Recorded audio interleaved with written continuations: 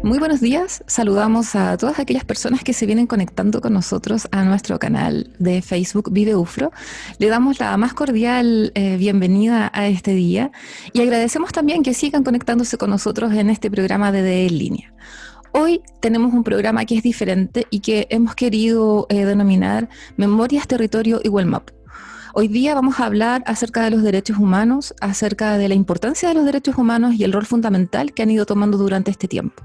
La idea es que conversemos sobre los derechos humanos, pero no sobre los derechos humanos desde un partido político, sino que desde los derechos humanos como los derechos fundamentales y esenciales en todo ser humano. Hoy me acompaña Gonzalo Bustamante, a quien le doy las gracias por haberse tomado el tiempo y estar con nosotros. Él es director del Centro de Derechos Humanos de la Universidad de la Frontera y además de eso es académico del Departamento de Psicología de la Universidad de la Frontera. Gonzalo, bienvenido. Muchas gracias, Carolina. Muchas gracias por la invitación. Gracias a ti. Y además me acompaña ya de casa Natividad Novoa. Ella es la jefa de la nueva Dirección de Ciudadanía y Cultura. Le dije bien, ¿no es cierto? Ciudadanía y Cultura. Sí. Sí. Sí, y además Natividad es socióloga, así que nos va a entregar ahí todos sus aportes desde su profesión y también desde el tiempo que lleva trabajando en la Universidad de la Frontera. Bienvenida, Natividad. Muchas gracias por la invitación. Bueno, hoy día les voy a contar que este programa se está transmitiendo en vivo a través de nuestro canal de Facebook Vive UFRO y a través de nuestra página de YouTube, Dirección de Desarrollo Estudiantil. Vamos a comenzar hoy día hablando un poco sobre el territorio. A mí me llama mucho la atención y es como bien extraño como el poder hablar de los derechos humanos, pero también desde el territorio en el que vivimos y en el territorio en el que habitamos. Parece que nos olvidamos un poco que el territorio también tiene memoria y también tiene un pasado. Me gustaría, eso sí, comenzar preguntándote a ti, Gonzalo, ¿qué es lo que te motiva a trabajar en el Centro de Derechos Humanos, a crearlo y a poder ser parte del Centro de Derechos Humanos de la universidad? Bueno, yo diría que por un lado por razones de mi involucramiento personal en temas de derechos humanos desde hace muchos años, por sensibilidades en relación a como adolescente lo que veía en el país en los años 80, en el cual obviamente la situación de violación de derechos humanos era una de las situaciones que estaban claramente en el tapete, que estaba claramente en la preocupación de la gente y en lo que eran parte de los conflictos serios que tenía la sociedad. Por lo tanto, un primer involucramiento que más por temas personales políticos, pero luego ya, después de egresar, cuando comienzo a ejercer como psicólogo en el ámbito de lo social, también el tema de los instrumentos de derechos humanos pasa a ser un tema sumamente importante. Entonces, por ejemplo, una fuente de preocupación en el tema de derechos humanos para mí en mi trabajo era los derechos del niño o los derechos de la infancia. En lo cual implicaba trabajar desde la perspectiva como psicólogo, en este caso, en situaciones de violencia hacia la infancia y de vulneración de derechos a la infancia. Y hay que entender que el tema de los derechos humanos, desde la perspectiva de los instrumentos internacionales, son un sistema. Es decir, los derechos del niño no pueden ser vistos separados de los derechos civiles, de los derechos económicos, de los derechos indígenas, por ejemplo. Debe haber una coherencia entre todos. Por lo tanto, comenzar a insertarme en lo que es derechos de la infancia implica una mirada más amplia de derechos humanos en general, porque de ahí emanan los derechos de la infancia. Y en mi caso, también por temas de preocupación, interés personal, profesional y también por la realidad de nuestra región, ahí empieza fuertemente a aparecer la realidad de las comunidades mapuche. y por lo tanto voy progresivamente entrando en el campo de los derechos indígenas y a través de la universidad, años atrás en el Instituto de Estudios Indígenas, participaba en algunos de los programas del instituto, en programas de postítulo para representantes indígenas en materia de derechos indígenas, salud también intercultural, etc. Entonces, actualmente mi ámbito de especialización mayor en lo que tiene que ver con derechos humanos es en el ámbito de los derechos indígenas, pero igual obviamente se requiere tener un manejo de los derechos humanos en general. De todas maneras. Gonzalo, ¿y cuánto tiempo lleva el Centro de Derechos Humanos en la universidad? ¿Sabes más? Bueno, la verdad hay discusión un poco de eso, porque en términos de gente de la universidad con iniciativas en materia de derechos humanos, agrupadas, trabajando coordinadamente, hay desde hace ya muchos años, pero en términos de formalización de la existencia del Centro de Derechos Humanos, eso también es más reciente. Y bueno, y eso ocurrió además en el periodo de tiempo en que yo no estaba en la universidad por estar en mis estudios de doctorado, en este caso en Canadá. Así que en eso ya el Centro de Derechos Humanos tiene, puedo equivocarme, 8 años formalmente, pero como digo, antes de eso ya habían académicos, estudiantes, funcionarios que formaban parte de un grupo que estaba promoviendo y haciendo actividades sistemáticas en materia de derechos humanos. Ya lleva un tiempo de recorrido y qué bueno que también formalmente se haya institucionalizado. Natividad, y para ti, ¿cómo ingresas a este mundo de los derechos humanos? Me imagino que también que por la profesión siempre has estado como marcada por los derechos humanos, por el ser humano como centro de todas las políticas. ¿Cómo nace esta iniciativa de además como posicionar en la Dirección de Desarrollo Estudiantil los derechos humanos como una fuente de intervención también? Está sin audio, Natividad. Ahora sí. Yo creo que aquí voy a citar un poco a las feministas que dicen que todo lo político es personal.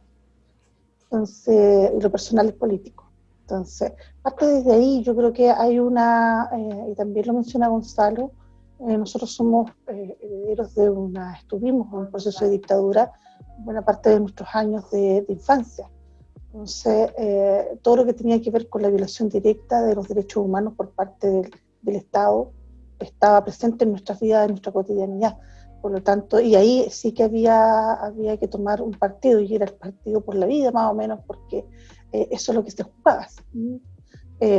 Recuerdo perfectamente el día en que en la radio apareció la noticia de los degollados, los recuerdos de mi padre respecto a cómo fueron despedidos un montón de gente y desapareció sus colegas en el sindicato, entonces, donde él trabajaba. Entonces, esas cosas uno más bien te van marcando respecto a qué es lo que quiere en la vida y de dónde quiere estar. Y posteriormente en la juventud y en la adolescencia, una mirada respecto al arte, donde siempre me involucré, hicieron más bien que eso, eligiera la carrera que elegí, que es sociología, que me permitió de una manera u otra tener un acercamiento más hacia cómo se desarrollan los grupos humanos y cómo se desarrolla la vida en el tejido social, por así decirlo. Entonces, a partir de ahí, claro, tengo una mayor sensibilidad y la carrera te permite de una otra manera tener herramientas para poder seguir teniendo una mirada o una observación, colocándote los escenarios que correspondan. Eso respecto a cómo me sitúo yo en el plano de los derechos humanos. El haber llegado a la DDE después de muchos años de haber trabajado en la antigua dirección de extensión, igual te permite también una mirada distinta desde el arte a cómo situarte, en este caso también con los estudiantes. Descubrir hace un par de años atrás que los estudiantes, en realidad ni siquiera es un descubrimiento. Nosotros cuando éramos estudiantes de la universidad también lo vivíamos, las necesidades respecto al desarrollo de la democracia y qué sé yo, a la urgencia de la democracia, inclusive en la universidad, siempre ha sido patente de los estudiantes. Entonces, esa es lo que hemos venido haciendo ahora últimamente, es más bien canalizar todas esas energías, todas esas disposiciones y esos petitorios antiguos que datan, yo he visto petitorios del año 2002, 99, y tienen exactamente las mismas condiciones. Entonces, o bien no hemos logrado todo lo que quisiéramos, o bien tenemos un camino igual largo que desarrollar ahí. Y de ahí nace la idea de efectivamente que todas estamos frente a nuevos ciudadanos en el mundo.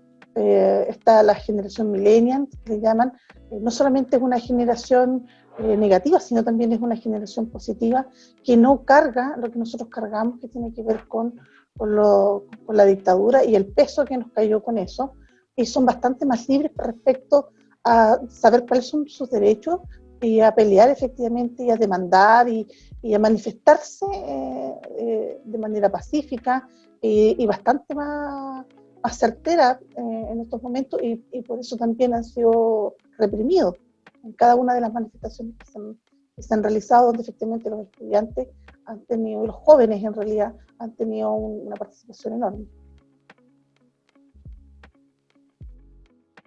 Me muteé, perdón. Oigan, sí, qué importante en realidad como es ir analizando que las generaciones van avanzando, pues van cambiando y nos van solicitando cambios a nosotros también, como funcionarios, como pertenecientes a una institución, efectivamente. Pero también es importante que nosotros conversemos aquí, y lo comencé diciendo, que somos parte de un territorio. Somos parte de este Wallmapu, somos parte de un territorio que tiene una pertinencia intercultural importante, y que no podemos obviarla definitivamente. Gonzalo, tú que has trabajado con muchas comunidades mapuche, me gustaría un poco que también nos pudieras como contextualizar respecto a la importancia de saber y de sentirnos parte de un territorio, cómo vivimos en este territorio, cómo coexistimos en este territorio. Sí, bueno, qué bueno que ponen este tema en un programa como este, en un día como este, y en un territorio, región, país como este.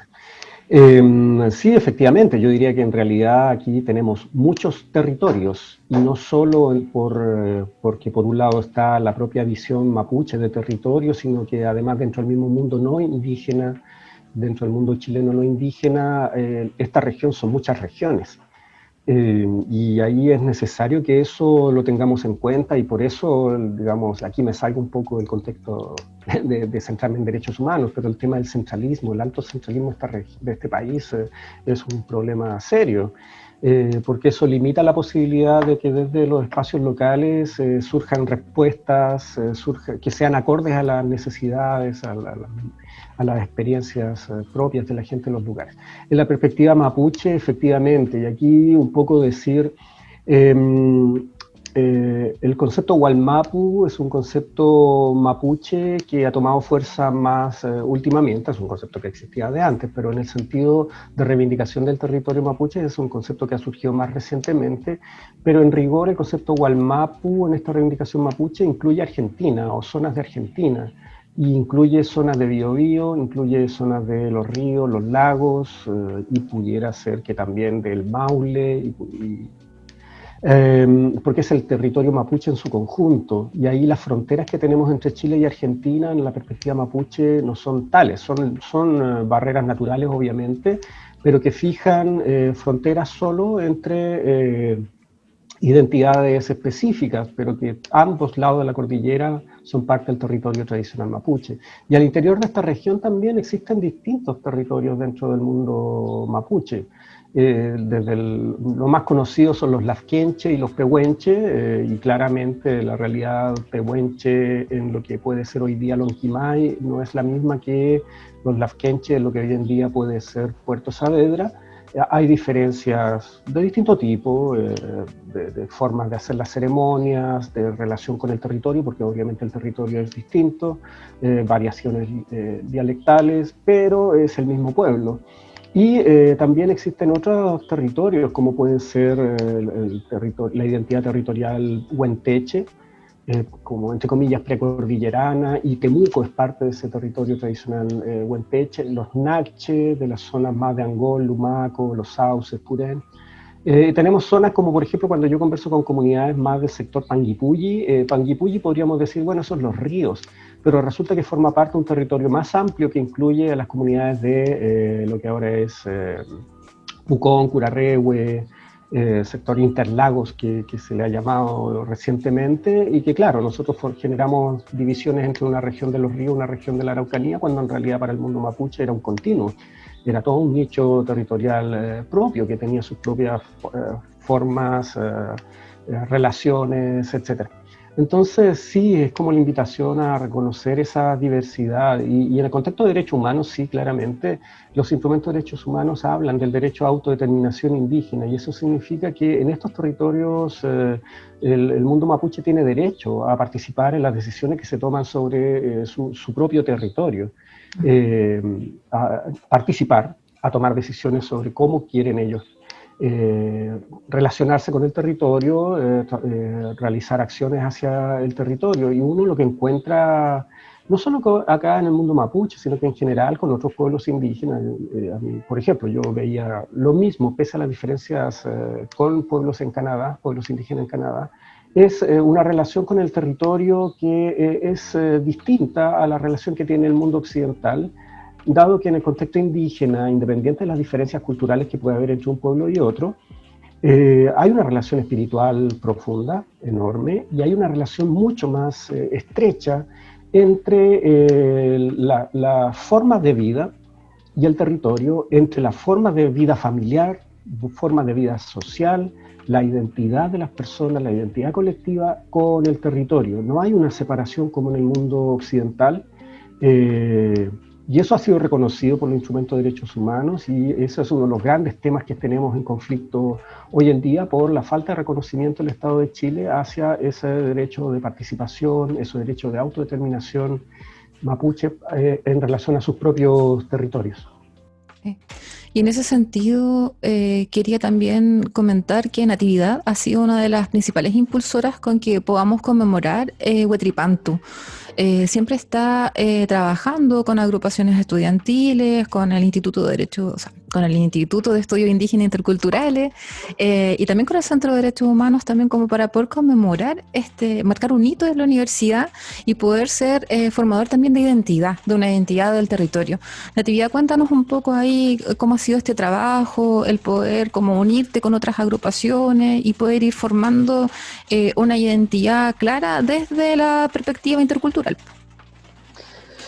Mira, yo creo que en realidad nosotros, primero hay que señalar que el tema del Huichipantu es un tema que ha sido en la universidad celebrado por el mundo mapuche mucho antes de estos 2 años que hemos tratado de más o menos de convocar y que sea un poco más amplio y que la institución, en este caso la UFRO, institucionalmente celebre esta fecha.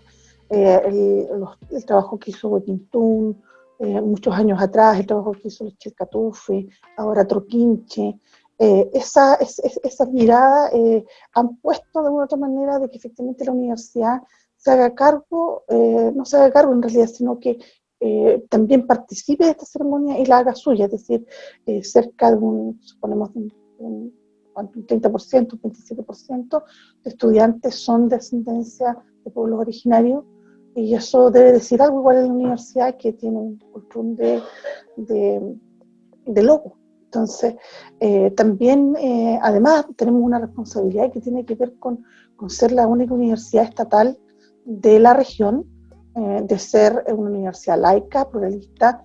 Esto debe, y la misión de la universidad y la visión que tiene, también nos impone a nosotros el desafío de tener esta mirada mucho más holística, más integradora, de los estudiantes mapuche y también de los funcionarios. Nosotros, claro, tenemos el lote de los 10.000 estudiantes que hay aquí en la universidad, pero hay también muchos funcionarios que viven la interculturalidad, y ellos van a sus LOF y hacen su celebración, y nosotros debiéramos sintonizarnos en esa línea.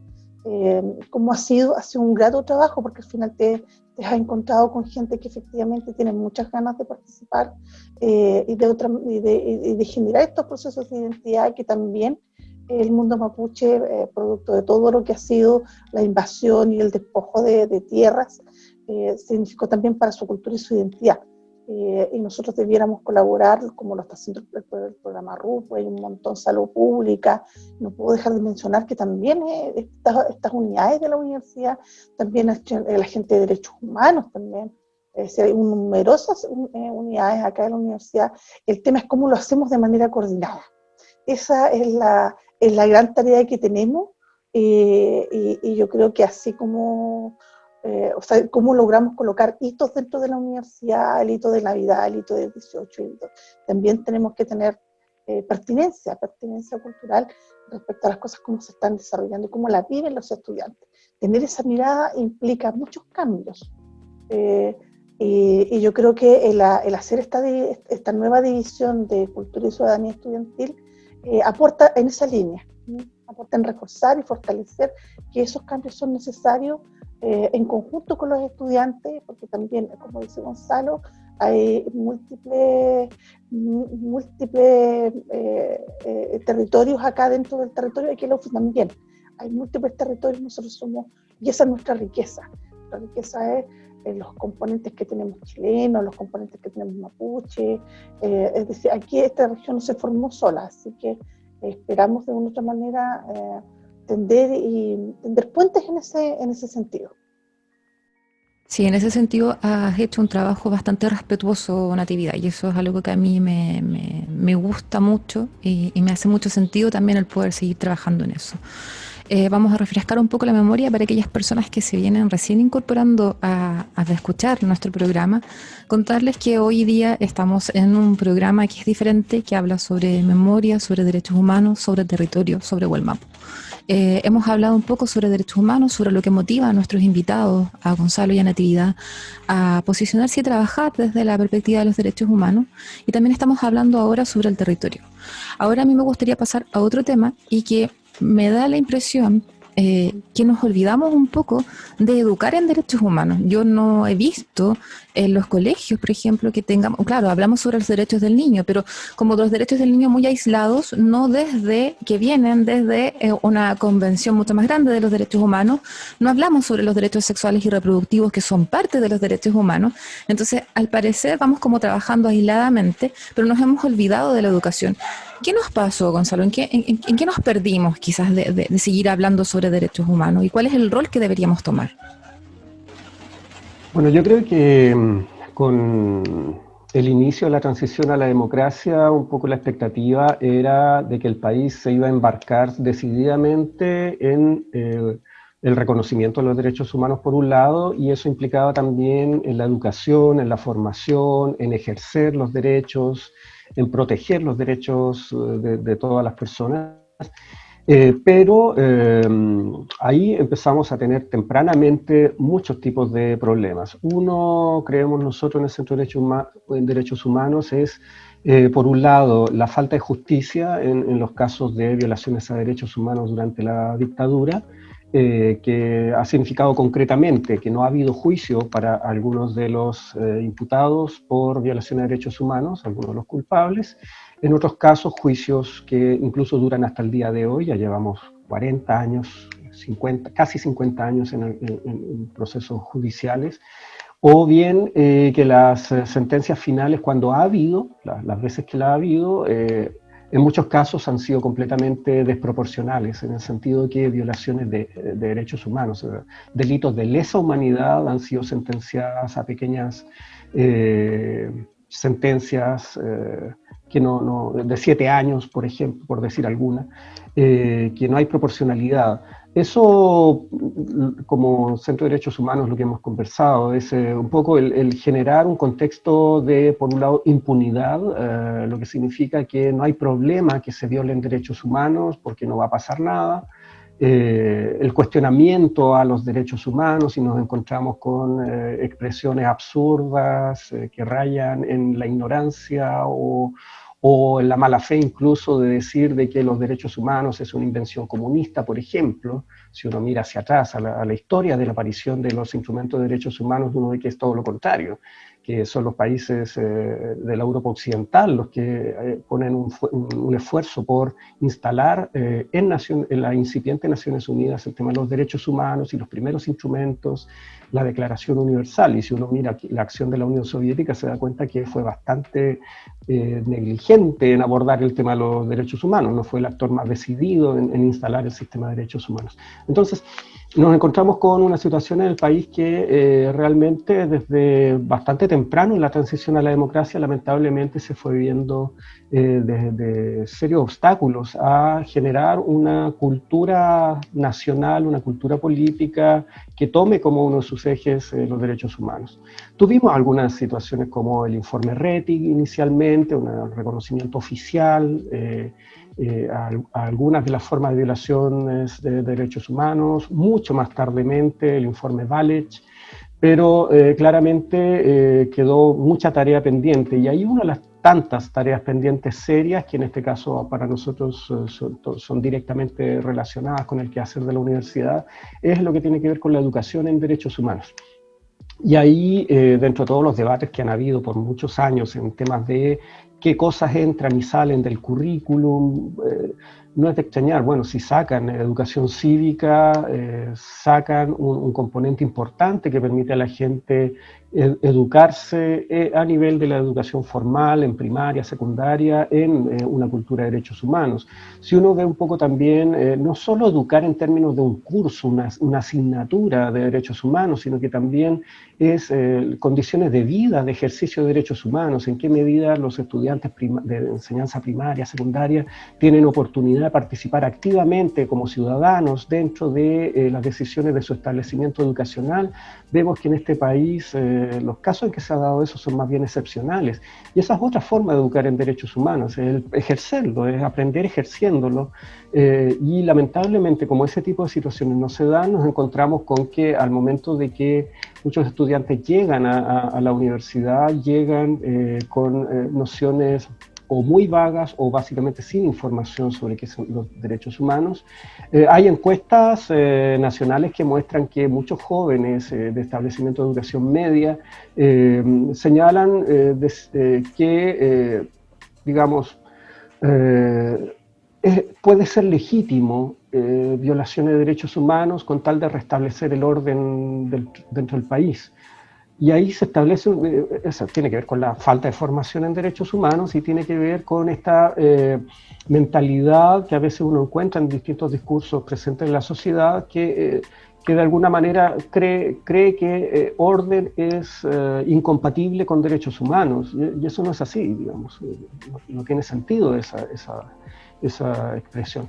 Entonces, yo creo que en parte va por eso, como Centro de Derechos Humanos, dentro de los recursos limitados que tenemos, las posibilidades que tenemos, hemos intentado, apoyando Proenta, por ejemplo, en la universidad, no solo el año pasado, sino que antes también, para ver que en el trabajo que Proenta hace, que es algo que ellos mismos nos han solicitado, es colaborarles con actividades hacia los estudiantes beneficiarios del programa Proenta, para formación en derechos humanos, que es una de las maneras.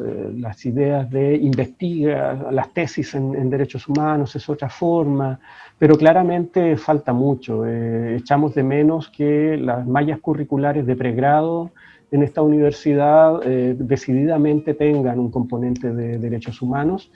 Echamos de menos que la misión de nuestra universidad no tiene el componente explícitamente de los derechos humanos. Echamos de menos en los programas de posgrado también formación en derechos humanos. Y lo último que quiero decir, porque me he extendido harto, es que también el tema de los derechos humanos hay que entenderlo como algo que está intrínsecamente conectado con el quehacer de la universidad, de lo que tiene que ver con la investigación. Porque la ética de la investigación es esencialmente de ejercicio de derechos humanos. Porque la ética, la bioética, como lo que conocemos hoy en día, los instrumentos, los comités de ética, los certificados de ética, es algo que viene de los juicios de Nuremberg contra los médicos que en la época nazi, en los campos de concentración, cometieron atrocidades en nombre de la ciencia, y que hizo ver de que era esencial que la actividad científica incorporara una ética que fuera respetuosa de los sujetos, y por lo tanto al interior de eso, en el quehacer de la universidad, que es más bien de tipo lo investigativo, es un componente que está intrínsecamente relacionado con la actividad académica. Entonces no es solo educación por ese lado, es también si formamos investigadores, deben entender el contexto de derechos humanos, porque es esencial en el contexto de la ética. Sí, de todas maneras, de todas maneras. Yo creo que en realidad lo hacemos, pero como explicitarlo cuesta un poco más, como verlo, sentirlo cuesta un poco más. Oye, Gonzalo, y ustedes como dentro del Centro de Derechos Humanos, yo sé que el tema es súper amplio y que es difícil como irlo acotando, pero ¿cuál es el diagnóstico que ustedes hacen de los derechos humanos o vulneraciones de derechos humanos aquí en la región? No quiero entrar como ponerte en un punto más polémico, pero sí como más o menos ir viendo en qué estamos, cómo evaluamos las vulneraciones de los derechos humanos o el posicionar los derechos humanos en esta región. A ver, una cosa también quizá para quien esté escuchando este programa y que no esté familiarizado con el tema de derechos humanos, los derechos humanos, el ejercicio, la protección, el respeto a los derechos humanos es un deber de los estados. Y los estados significa los agentes gubernamentales, no solo las autoridades, cualquier funcionario gubernamental, incluyendo en este caso nosotros que somos de una universidad pública, pero también del poder legislativo, del poder judicial, son los que tienen el deber, no es solo el que puedan hacerlo, no es una buena voluntad, es una obligación de respetar los derechos humanos. Y por lo tanto, en general, por eso siempre, como Centro de Derechos Humanos, estamos prestando atención en especial a las acciones en las cuales son desde funcionarios del Estado o autoridades del Estado que realizan acciones que atentan contra los derechos humanos. En ese contexto, por eso los últimos años los temas, si bien trabajamos distintos temas, tenemos colegas que trabajan temas de derechos de los adultos mayores, derechos de la infancia, derechos de las mujeres, de las disidencias sexuales, de hecho, también en este caso en la línea de las violaciones de derechos humanos durante la dictadura, que por personas detenidas desaparecidas, ejecutados políticos y otras personas también que han sufrido, que sufrieron otras formas de violaciones de derechos humanos, que no necesariamente fueron víctimas fatales. Y por otro lado, los derechos del pueblo mapuche. Entonces, por la gravedad de los hechos que han pasado los últimos años en la región, uno de los focos ha sido las situaciones las vulneraciones hacia el pueblo mapuche, con cruces en derechos como por ejemplo las violaciones a derechos de los niños mapuches. Se cruzan ahí el derecho en términos de los pueblos indígenas por un lado, por otro lado el derecho a la infancia. Y, por ejemplo, también las situaciones de los derechos de las mujeres y disidencias sexuales. Tuvimos el paro feminista que en nuestra universidad y en muchas de las universidades del país, no solo de universidades estatales, y que también hablan de formas de vulneración de derechos humanos que hay que reconocer, abordar. Y ahí los actores principales son mujeres, disidencias sexuales, en el contexto de derechos indígenas son los pueblos indígenas, que acá en la región es el pueblo mapuche a través de sus propias formas de representación social política. Eso, entonces el panorama es la verdad desalentador, muy preocupante, como decía delante. La expectativa, lo que se quería que ocurriera era que desde la transición de la democracia en adelante Chile se embarcara decididamente en prácticas de respeto a los derechos humanos, de promoción de los derechos humanos, pero por las fallas por un lado, reconocimiento, por otro lado, procesamiento y sanciones y cumplimiento de sanciones a violadores de derechos humanos, de falta de políticas de educación, de ejercicio de derechos humanos, creemos que eso ha sido como una especie de caldo cultivo para que lamentablemente se hayan continuado violando derechos humanos de manera grave. En todos los estados hay violaciones a derechos humanos y por eso los instrumentos de derecho internacional están permanentemente haciendo un seguimiento a cada país, incluyendo los que uno cree que no violan derechos humanos. El problema es que las violaciones de derechos humanos acá en Chile son graves.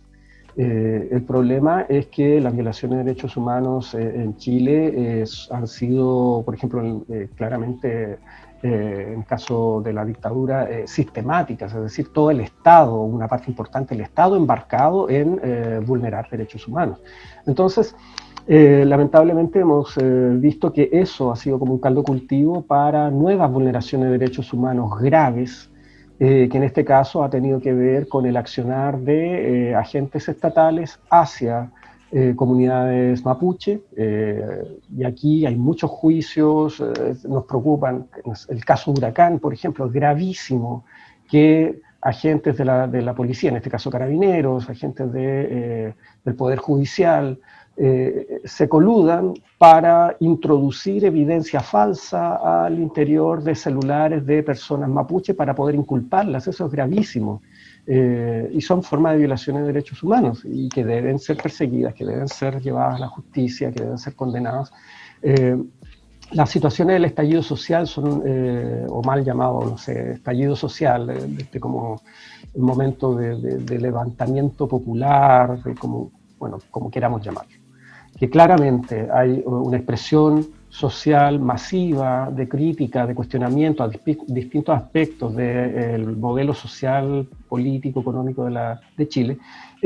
La reacción gubernamental estuvo centrada en reprimir violentamente, sin siquiera respetar los propios protocolos de carabineros, en este caso, con un lado de miles de personas detenidas, por otro lado con resultados de decenas de personas que perdieron uno de sus ojos o ambos en algunos casos, con personas heridas, que por temor probablemente nunca vamos a saber cuántas personas realmente fueron heridas en ese contexto, por el miedo que les da denunciar o que les da llegar a un centro de atención. Y ahí hay una preocupación enorme, digamos, es eso, otra de las líneas en que hemos tenido que estar sumamente preocupados, y por la ya frecuente, ya casi crónica,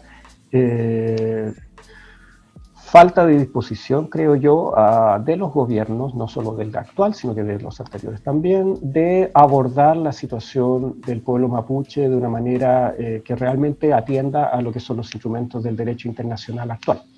Entonces hay una serie de flancos por los cuales lamentablemente trabajamos, dentro de los cuales lamentablemente las violaciones de derechos humanos son graves. No son solo que falten cosas específicas, no son solo situaciones de que falten programas, que falten formas de respuesta, sino que aquí hay violaciones de derechos humanos que son graves y que han sido además reconocidas, por ejemplo, en el contexto del estallido social, que han sido reconocidas por agencias internacionales y, por otro lado, ONGs internacionales que son reconocidas. Ahora yo, ahí frente a eso también, Gonzalo, soy un poco más como positiva en pensar que las nuevas generaciones están haciendo que nos movilicemos hacia los derechos humanos, que respetemos los derechos humanos y que hablemos de ellos. Y yo principalmente siento que desde el año 2018 hasta ahora, los derechos humanos han sido muy posicionados desde las agrupaciones o desde los movimientos que han habido. Natividad, ¿por qué crees tú que los derechos humanos en este minuto o desde el año 2018 en realidad que yo he visto que se posicionan y que se han posicionado como una temática súper relevante en las organizaciones? ¿Por qué crees tú que hoy en día como que se menciona mucho más, siento yo? Si yo pienso del 2018 hacia atrás, como que me cuesta un poco recordar que se haya mencionado más. No sé si a lo mejor yo estaba más atenta desde el 2018 en adelante o es algo. O puede haber sido como... Sí, yo en eso igual quiero, mira, lo que pasa es que hay varios estudios que, porque está como que esto no prendió, esto no lo vimos venir, del 2018. Es más, hay estudios que revelan de que efectivamente a partir del 2008 más o menos hay una serie de indicadores que demuestran efectivamente el tema del malestar social, ¿no? Y son las deudas pendientes. Son las deudas pendientes que ha tenido la democracia. La democracia es una democracia que fue realmente, o sea, fue pactada, y tuvo graves costos, ¿no? Costos para la ciudadanía, para los derechos humanos. Gracias a eso, efectivamente, a ese costo tan alto que debieron pagar las víctimas de la dictadura, las víctimas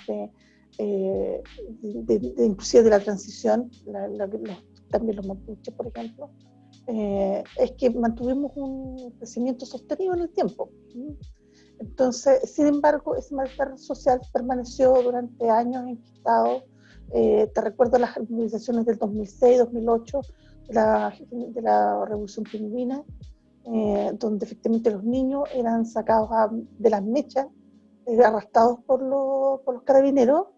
Te recuerdo la movilización del 2011 de la gratuidad, de lo que significó ese tremendo esfuerzo que significó efectivamente que hoy día estudiantes no paguen, con justo derecho no paguen y puedan ingresar a la universidad como primera generación.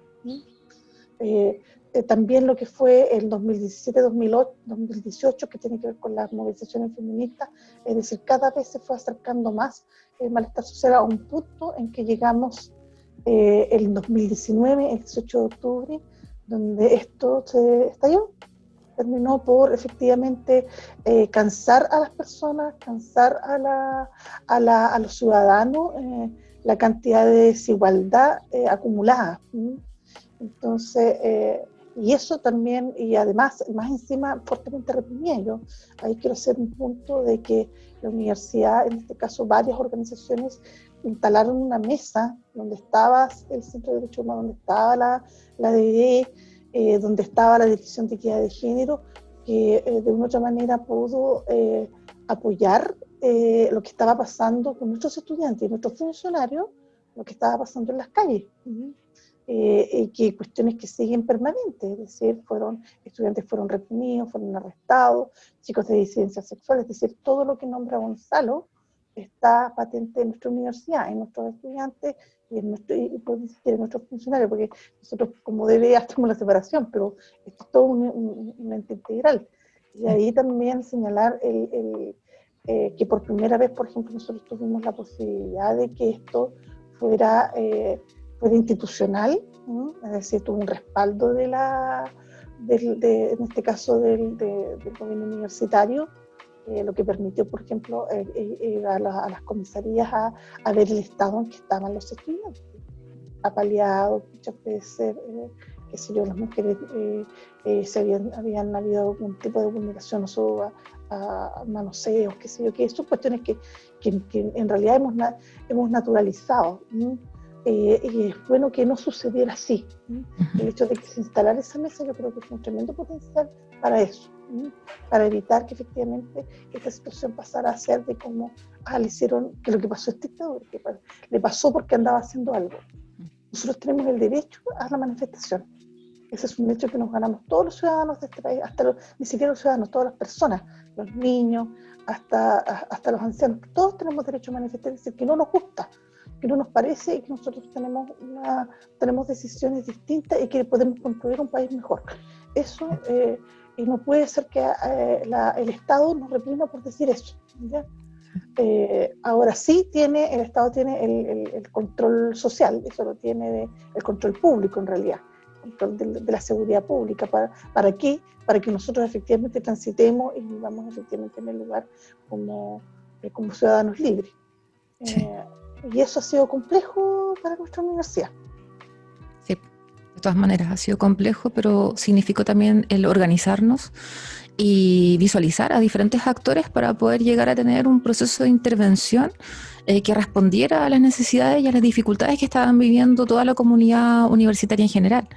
Y también poder apoyar a otras comunidades universitarias que también se encontraban ahí pasando las mismas problemáticas que nosotros. En eso, fíjate que yo igual te quería contar que, o sea, en realidad me parece que Yo tengo mi impresión es de que nosotros estamos pasando por un cambio epocal de sistemas, es decir, estamos terminando más o menos el siglo XXI con todos los resabios, es decir, es muy probable que estamos como cuando pasó entre la Edad Media y el Renacimiento, estamos en ese mismo tiempo. Sí. Lo que es maravilloso, porque uno presencia cosas increíbles, ¿ya? Pero también horrorosas. Sí. En ese contexto también decir de que imagínate cómo nuestra universidad, que era una universidad pequeña, chiquitita, al sur de Chile, al sur del mundo, pudo instalar este trabajo colaborativo.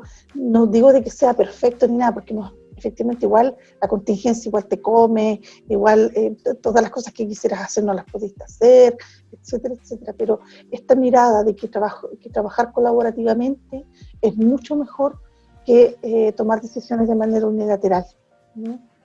Sí, de Eso nos todas da maneras. legitimidad y nos da validez.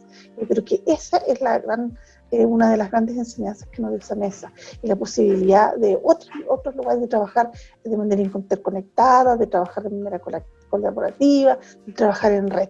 Que eso yo creo que te puede dar una impronta efectivamente a cómo podemos hacer distinto nuestra universidad y hacerla más democrática. Sí, de todas maneras. Vamos transitando hacia eso. Yo siento que vamos, como tú dices, en esta evolución, en este cambio, que es difícil, porque finalmente igual uno se encuentra con sistemas que están como súper ahí posicionados y amarrados, que es difícil, porque la flexibilidad también es muy difícil. Y parece que cuando uno mira al futuro, uno no sabe qué es lo que va a venir, pero en realidad nunca lo hemos sabido. Parece que pensamos que lo teníamos más o menos listo y que era lo que queríamos, pero nunca lo tuvimos ahí, nunca fue claro. Entonces, eso es como bien complejo. Una de las cosas que me gustaría reflexionar con Gonzalo es que como país, hace un tiempo atrás, nos hemos como vuelto en un país que instala memoriales, que instala espacios donde vamos recordando. Eh, Siento personalmente que son espacios de reflexión, pero también como de sanación. No sé si tú también los visualizas de esa forma, como poder instalar memoriales donde podemos ir reencontrándonos y también haciendo este proceso también de perdón, de descanso, de encontrar un poco de paz quizás. Bueno, sí, yo creo que tiene los distintos memoriales, por ejemplo, los existentes en la región, por ejemplo, el que existe en la universidad nuestra, tienen muchos símbolos, muchos significados. Entre otros está el reconocimiento a que eran personas de carne y hueso, personas vivientes, sintientes, que tenían sus ideas, que tenían sus vida familiar, sus pololeos, etcétera, que por motivos de su pensamiento social, pensamiento político, fueron detenidas arbitrariamente, detenidas ilegalmente, fueron hechas desaparecer o ejecutadas, asesinadas. Y esas personas, un poco un mensaje que nosotros como Centro de Derechos Humanos queremos enviar a la comunidad, por ejemplo, en la campaña de este año, eran estudiantes, era un profesor, como cualquiera de nosotros, cualquiera de nosotras, estudiantes que participan en las actividades estudiantiles, en las marchas estudiantiles o en otro tipo de actividades, como para un poco dar ese sentido de que eran personas que por sus ideales sociales, ideales políticos, fueron violadas en sus derechos humanos, fueron hechas desaparecer o asesinadas. Es también porque en este caso las instituciones como la UFRO deben tener presente ese recuerdo. Por un lado también para el mensaje de que nunca más se repitan actos tan brutales como los de estas violaciones a derechos humanos. Es también un acto en parte reparador para las familias sobrevivientes de las víctimas fatales. De hecho, los memoriales que existen en la región, incluyendo el que tenemos en la universidad, son en gran medida impulsadas por las propias familiares de las víctimas. La Casa de la Memoria, en el contexto de la región nuestra, con la agrupación de familiares de niños desaparecidos, y otras organizaciones de sobrevivientes a la violación de derechos humanos.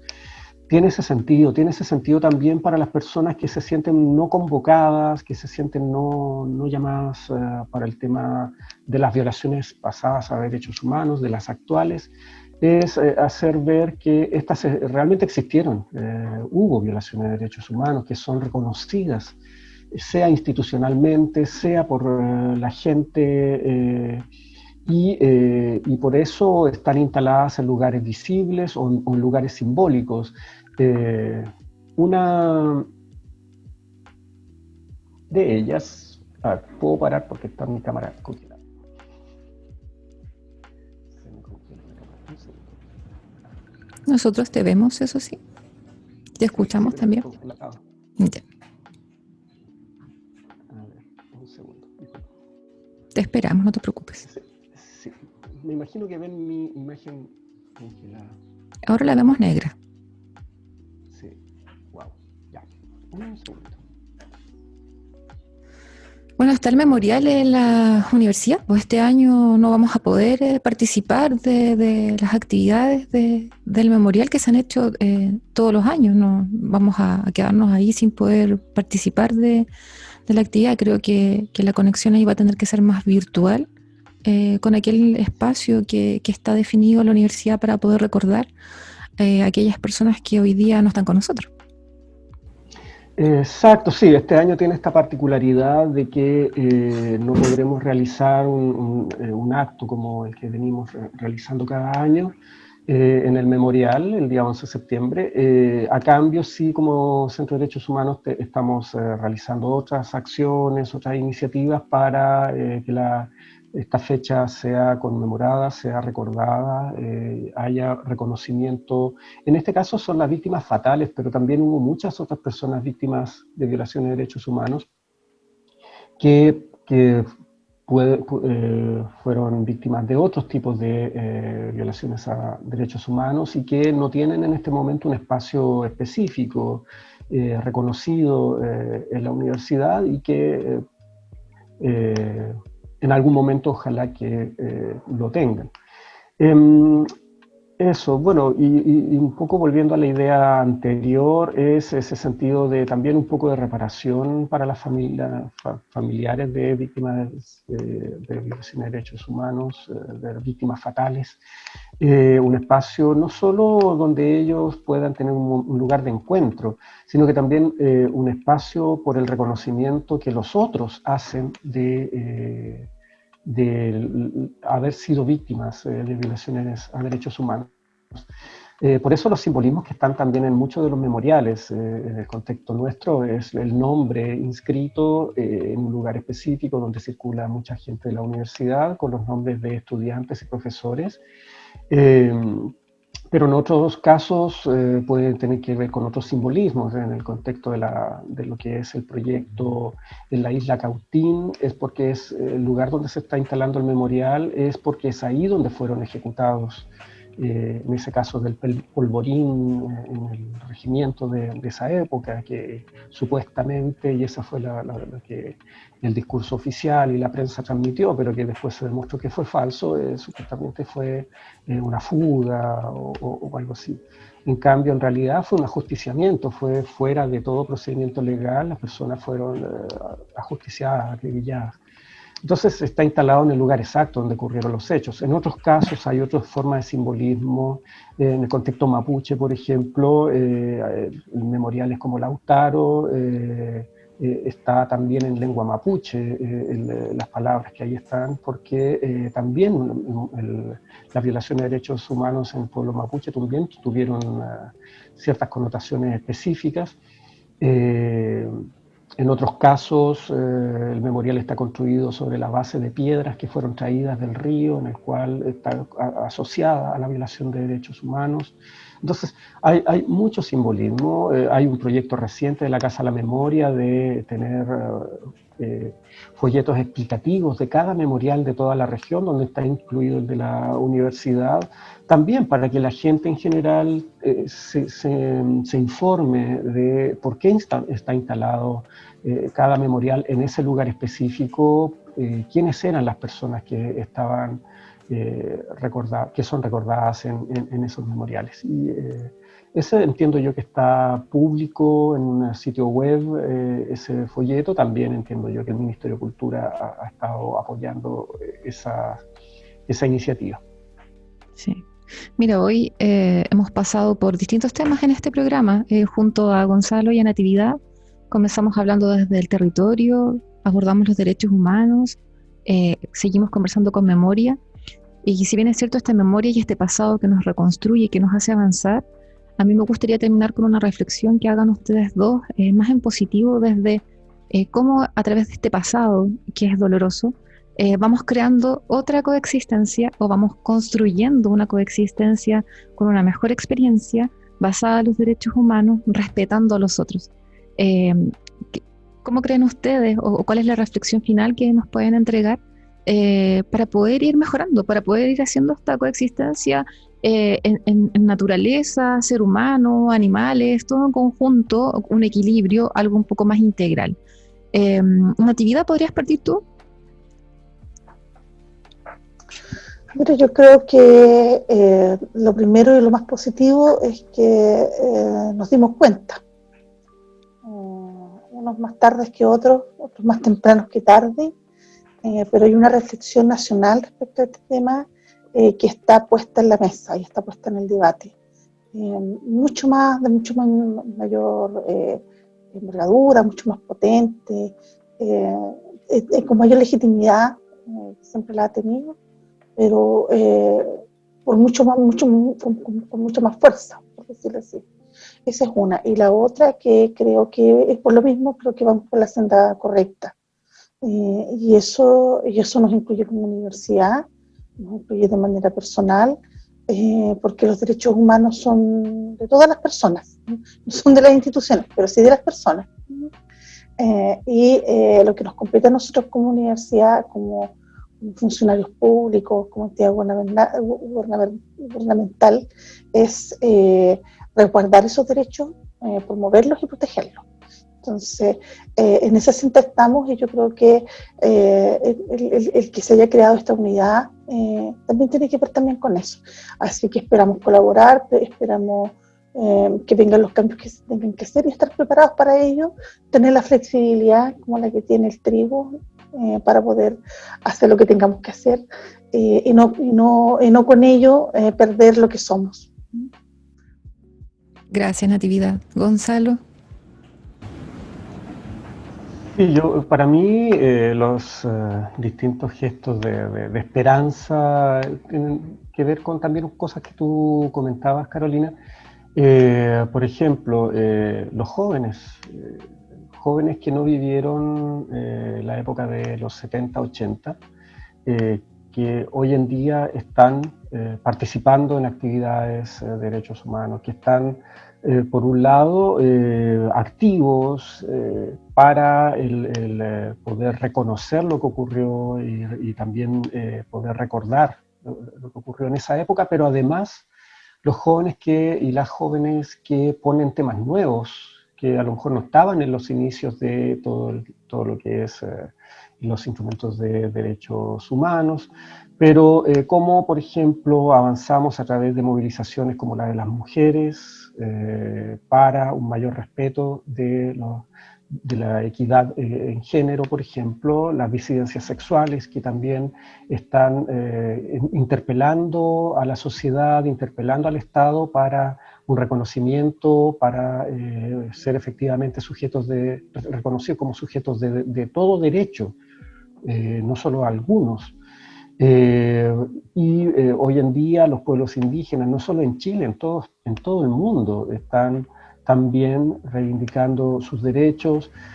Por lo tanto, en esos términos han habido recambios, nuevos actores, nuevos mensajes, han habido nuevas formas de ir interpretando y aterrizando lo que son los derechos humanos, incorporando nuevos temas que enriquecen la perspectiva de derechos humanos. En los contextos que yo trabajo están los debates actuales de reconocer los derechos de la naturaleza en un contexto de derechos humanos, que enriquece la perspectiva derechos que necesita un debate, hay gente que está desde también derechos de los animales, y ahí se puede entrar a todo un debate también de cómo entender los derechos en general, los derechos humanos en específico, quizás visiones